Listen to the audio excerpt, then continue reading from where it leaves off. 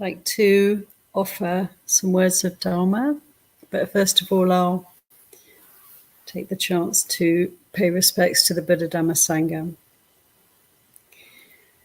Namo tassa bhagavato arahato samma sambuddhassa.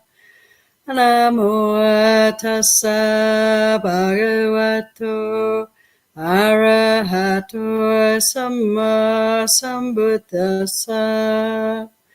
Namo tassa bhagavato arahato samma sambuddhassa. Buddhaṃ dhammāṃ saṅghāṃ namasāmi.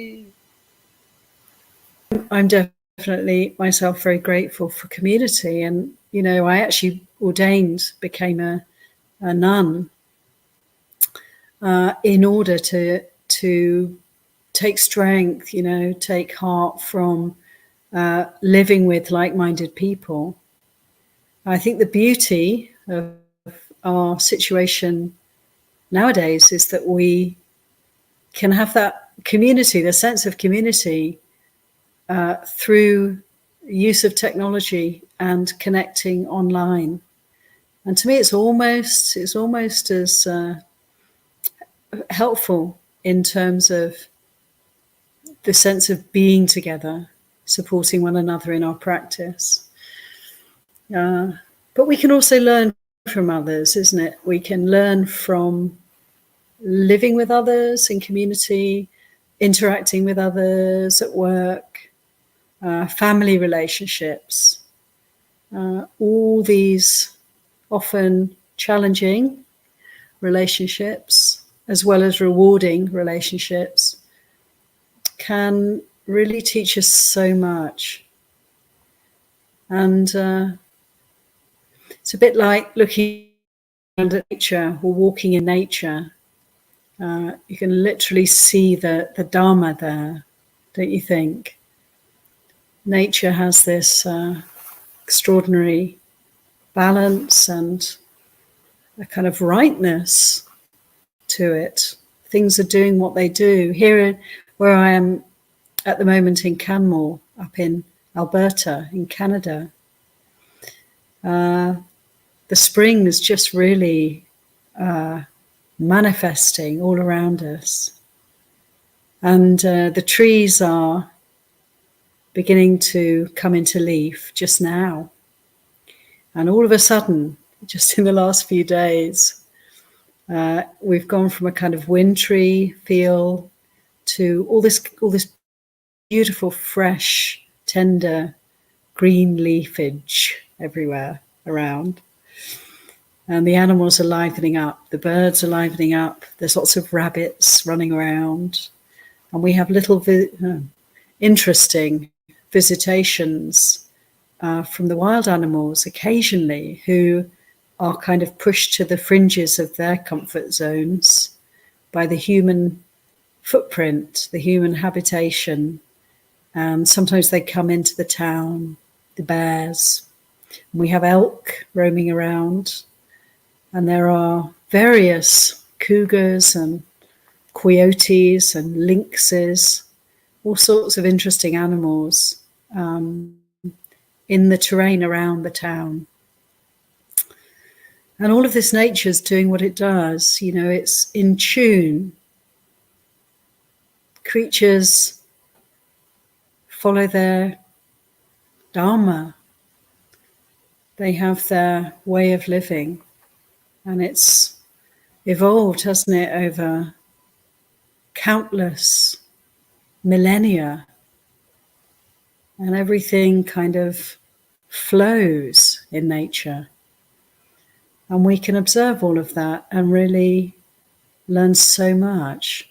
As Ajahn Chah said, look around in nature and truth is all that you see. Truth, the way things are.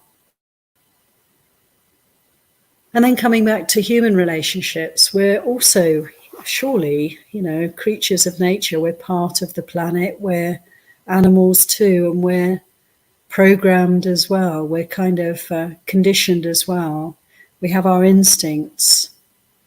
We have our ways of surviving.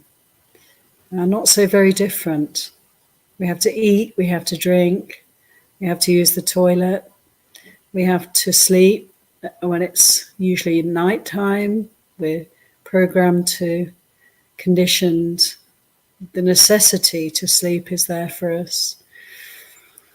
So we're following the rhythms of nature, for sure. We can't not do that. But we've also managed to make things very easeful for ourselves, haven't we? As a species, we're so successful, we're so intelligent. We've managed to kind of reduce the amount of work that we need to do in order to survive. And instead of having to go out struggling and, foraging and hunting for our food and going hungry probably, as we would have done in the past, quite often. Instead now we just get the money out and go shopping, and we can get what we need very easily. Sure, we have to work in order, most of us, most of us have to work in order to earn the money to get the food, but it's not so difficult to fit into the society if we're lucky, if we have enough conducive conditions to enable us to get educated and to find some kind of way of fitting into a niche and participating in society. And it's a very different kind of experience than we would have had back in deep time before we started to develop skills, the agricultural skills and the industrial revolution and so forth, where we've made and we've created this incredible comfort zone for our species. But still, even so, we can still see that we have we're part of nature. We have human nature. Our human nature is really something to learn from. And when we come together with other human beings and we share experiences and, live together and notice how we sort of rub together and some operate, sometimes there's frictions, and all of it, all of the interactions, the chemistry, the experiences of community are teaching us. We can learn about nature from one another. It's all Dhamma. And for me, the really key aspect of the Buddhist teachings is that all that we experience, all the learning that's going on throughout life, all the seeing, the hearing, the sights, the sounds, the tastes, the touches, smells, the thoughts, the concepts, the learning through education, through life experience. So the forming of our concepts around life and the world, the forming of our ideas and our views, our sense of things, the way things are, all of those things, all of our experiences, both mental, of the mind and also of the body, being embodied, just as we've been meditating, feeling out. So helpful to feel out. What is it like actually to be here, to be embodied? All this learning, all this input, all these experiences are to be let go of, to be relinquished, to be seen through. And this is really a powerful concept to take on as practitioners. We both learn from experience, and we're encouraged to let go of all of it. There's a very beautiful sutta in Majjhima Nikaya, number 88, Anāthapiṇḍika Sutta. Anathapindika is a great disciple of the Buddha, and he was very generous to the Sangha. He gave a lot of his wealth. He was very wealthy, a very wealthy merchant, very successful, very well regarded in his community up at Savatthi in the north of what's now India. And he gave a wonderful park, big park, to the Buddha's community, to the Sangha, where there was a monastery in the time of the Buddha, where the Buddha spent many, many vasas, many rainy seasons. Rainy season being a time when the monks and nuns would settle down somewhere. For 3 months, they wouldn't wander around because of the danger of trampling crops, damaging the crops. And so they would choose a place, make a determination, and stay put for 3 months. And to this day, this is a rule, linear rule for the bhikkhus, bhikkhunis. We have to determine from the full moon of July till the full moon of October to settle in one place. And so monasteries came into being in the time of the Buddha, habitations for the bhikkhunis and the bhikkhus, shelters from the rain, and they would situate themselves near a town or a village where they could go in for alms, do the alms round every day, walking along the roads, and can come back to the monastery. So the Buddha spent more time at Anathapindika's park than he spent anywhere else. I don't know how many vasas he spent in this monastery that Anathapindika donated, but probably something like 30 plus. And of course, as we know, the rest of the time, outside of the rainy seasons, he would be wandering around all over northern India, what's now northern India, what was in those days many different countries. And anyhow, so Anathapindika was extremely generous. He was a very devoted disciple of the Buddha. From the moment that he heard of the Buddha, without even having met the Buddha, he was thrilled to hear that such a person existed in the world. And he sought out the Buddha and made his offering and became a disciple straight away. In this sutta that I'm going to speak a little bit about, Anāthapiṇḍika Sutta, he is actually very sick. And he was racked with pain. He had terrible pain in his head, he said, like somebody fastening a leather band around his head, or somebody stabbing him in the head. And he had terrible pains in his belly also. He said, like a butcher or a butcher's apprentice slicing him up. That's how it felt. Excruciating, terrible, and growing pains. So he called for the Buddha. He requested to pay respects to the Buddha. He couldn't do it himself. He had to send somebody else along in his stead. He was kind of confined to his sickbed. So he sent along a friend and asked the friend to pay respects to the Buddha and to request a visit from Sāriputta. Sāriputta was a great, obviously, disciple of the Buddha. He was an arahant, he was a bhikkhu, and he was particularly, had a particular rapport with Anathapindika. And so Sāriputta went to see Anathapindika on his sick bed in his room, and took Ananda along with him, another disciple of the Buddha's attendant, close attendant.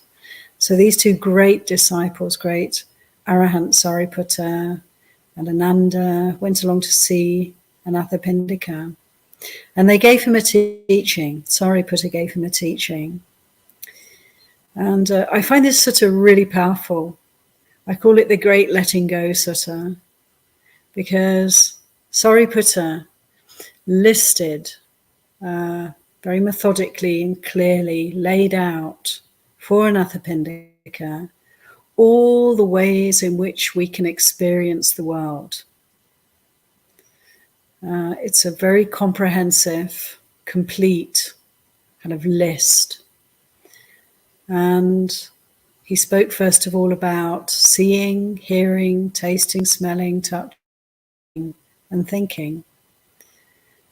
And he said to Anathapindika, all these six senses, all these ways in which we receive the world around us, and the contact, the coming in of the inputs from outside, contacting the eye, the ear, the body, the tongue, the nose, and the mind, and the consciousnesses that arise as a result of these contacts. So we see, there's a sight, it's seen, and then eye consciousness arises. Ear consciousness arises with that which is heard.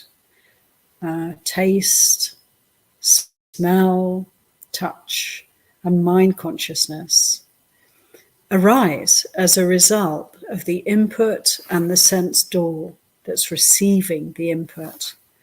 So Sāriputta said, look at all that, see the six senses, see how they operate, see the consciousnesses that arise as a result of having these sense organs. And he said, and then you can notice the feelings that arise as a result of the sense consciousnesses arising. So we see something, it comes in, we're conscious of it, and then we have a response, we have some kind of feeling that arises in the body. It could be pleasant, it could be unpleasant, or it could be neutral. And Sāriputta said, so all of this activity that's going on, he said, what you need to know about all of this is that you need to let it go. Let it go. Don't hold on to any of these experiences.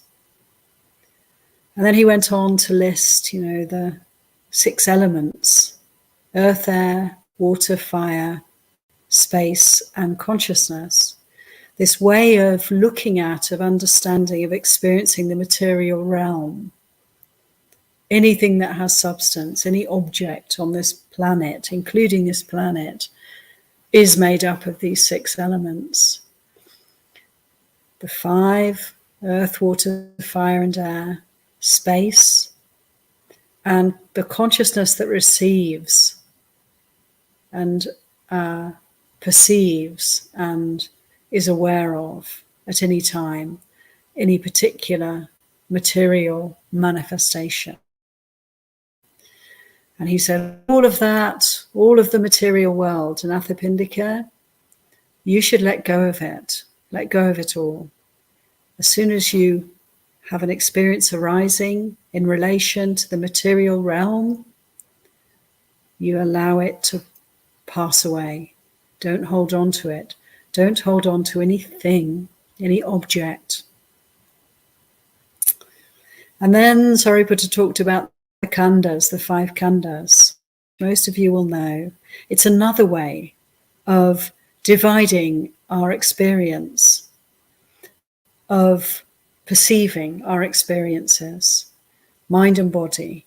So the 5 khandhas of body, feelings, perceptions, mental formations or choices or concepts, the conceptual mind, and then consciousness itself. And again, he said to Anathapindika, so you can consider your experience in this way, in these 5 ways, and let it all go. Let it go. Don't make anything of it. Put it all down. And as Sāriputta was speaking, Anathapindika started to weep. He had tears rolling down his face. And Ananda asked him, oh my goodness, you've told us how much pain you're in, how you feel that things are getting worse and not better. Are you fading, my friend? Are you on the way out? And Anathapindika replied, no, I'm not experiencing my life fading away right now. What I'm experiencing is great joy and great gratitude, because I've never heard you teaching like this before. And Sāriputta said, yes, well, we don't tend to teach this to the lay folk. This is a teaching that's only given to the monastics, because they're really, wanting to practice seriously for nibbana. We don't teach this to the lay people. And Anathapindika, so moved by this teaching, so helped by this teaching, by the clarity of this teaching, the big letting go teaching, let it all go, let go of everything, don't make anything of anything, put it all down. He said to Sāriputta, please teach this to everybody. Please don't hold back. And he said, just as the god Sahampati said to the Buddha, when the Buddha became the Buddha, when he became fully enlightened, the god Sahampati begged him to teach the Dhamma, didn't he, to us all, not to rest back, not to fail to make the effort to teach.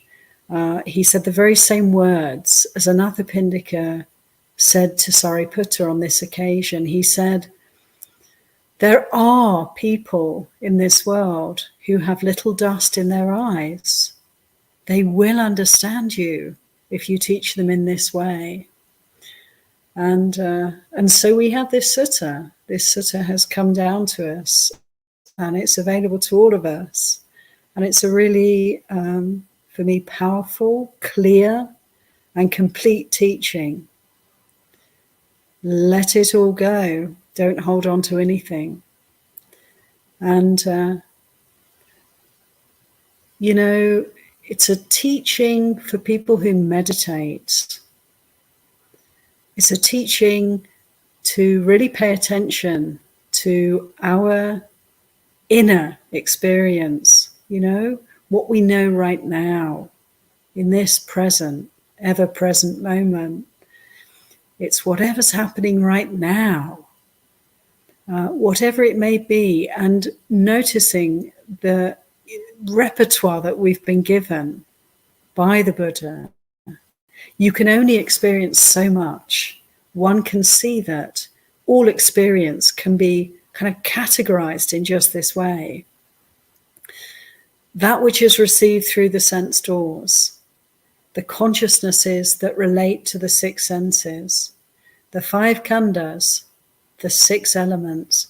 It's the complete package. Actually, again and again, we can see these are very complete and holistic ways, of categorizing our experience. But the point is, we can recognize what's happening through these kind of helpful lists that the Buddha gave us of the ways in which we experience the world. But the point is to know what we're experiencing right now, and to be willing, whatever it is, to allow it to follow its nature, the Dhamma, which is arising, manifesting for a while, and passing away. Arising and passing, nothing lasting, nothing static, nothing solid, nothing permanent. And to try to make things permanent and hold on to the flow of experience, this is the source of our suffering. And Anathapindika, lying there, on his deathbed, he actually died soon after this wonderful teaching was given to him. We're not lying on our deathbed necessarily right now, but it doesn't, the same teaching applies. This teaching is a timeless teaching, just like so much of the Dhamma. It's timeless. It's applicable here and now. It's relevant, always for us. So, he was lying on his deathbed. He's experiencing all this pain and suffering, and probably very much, very attentive to the body because it's screaming at him on all sides. But whatever we're experiencing, we tend to get enmeshed,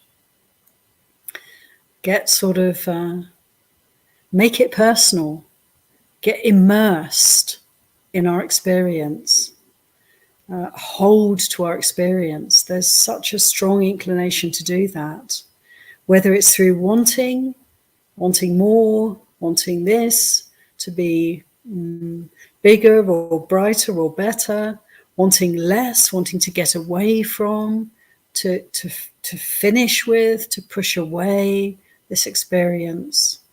There's a impulse to grab or to push away, and it comes in again and again and again.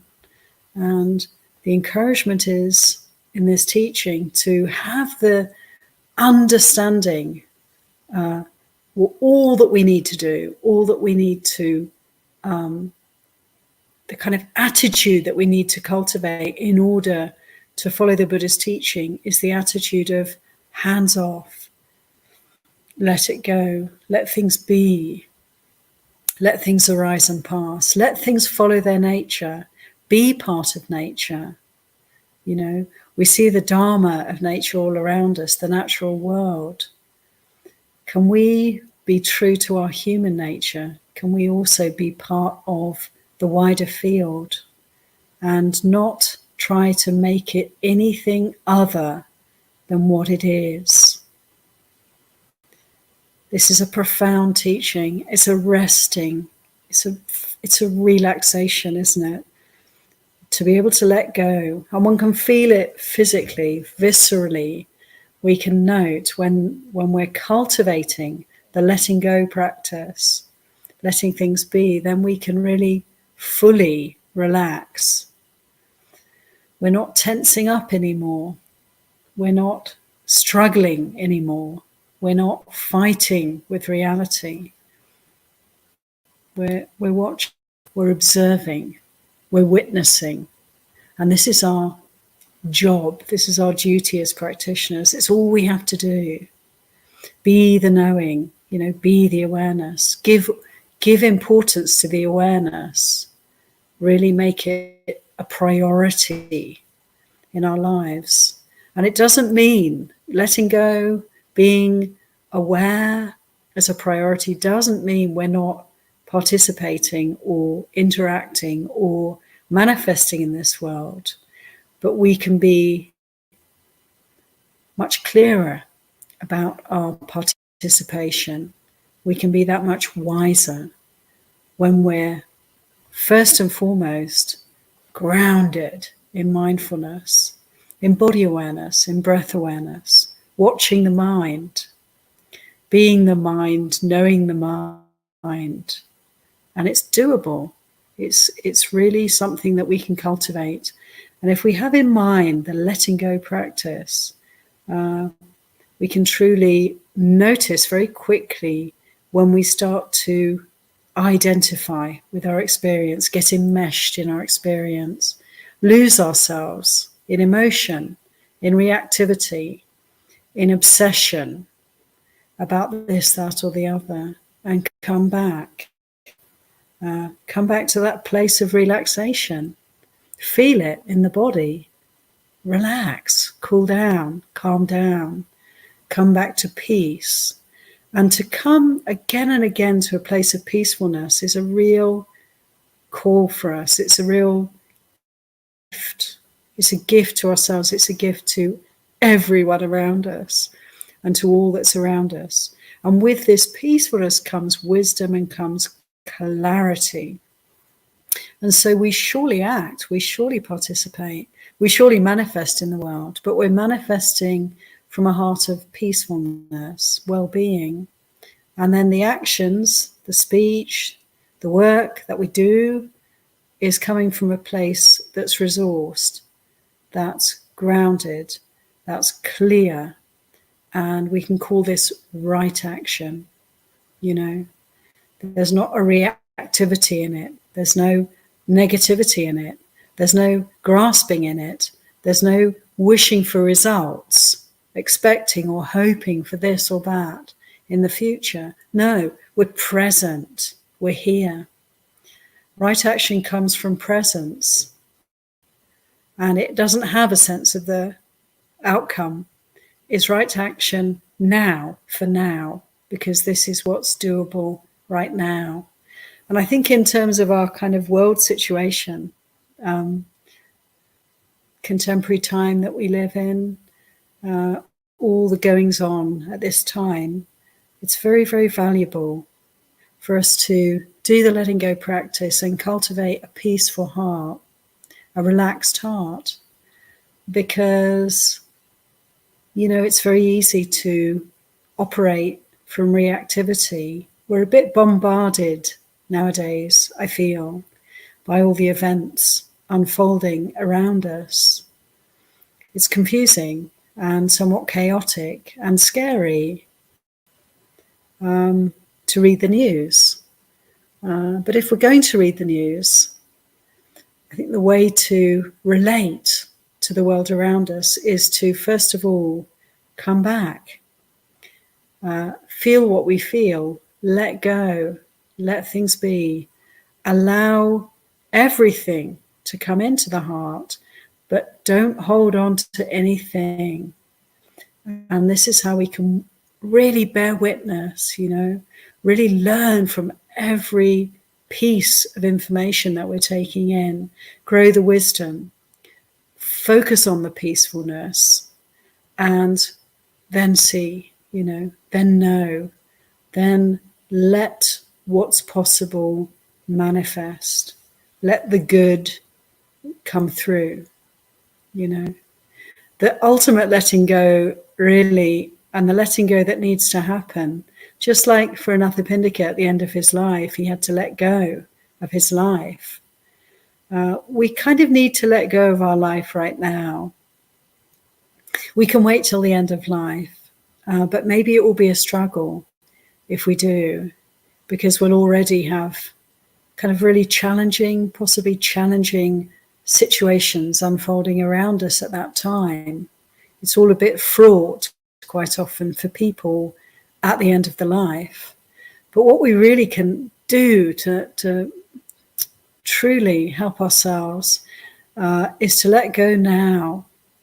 And the big letting go is the letting go of the sense of agency, of control, of being, you know, a puller of the strings, a driver of the vehicle, you know, the one who's in charge, the one who knows best. This is the big letting go. And it's worth letting go. It's so worth letting go of all those impulses to make things a certain way, to feel the feeling that we know what's going on and we know what to do about it, and we have to do it. These compelling thought formations, these compelling views, These urgent matters need to be let go of. Let go of it all. Let go of it all. Step back, and right action, right speech, the right work comes from that place of true emptiness, you know. Oh, to be willing to, you know, let go of all our thoughts about what should happen, what's right, what's wrong, how it is. Can we let that go? Can we dwell in the unknowing? Can we allow that to inform us? Can we simply witness and not act, and allow right action to flow from that place? And my sense is that, you know, this is the teaching of the Buddha. It's all got to go. We want to have a hands-off attitude and let the witnessing and the knowing and the awareness itself be our refuge, be our abiding place, and let everything else emerge from that space, that empty, resonant, wise, radiant, and clear place. So that's probably enough now. Ewam.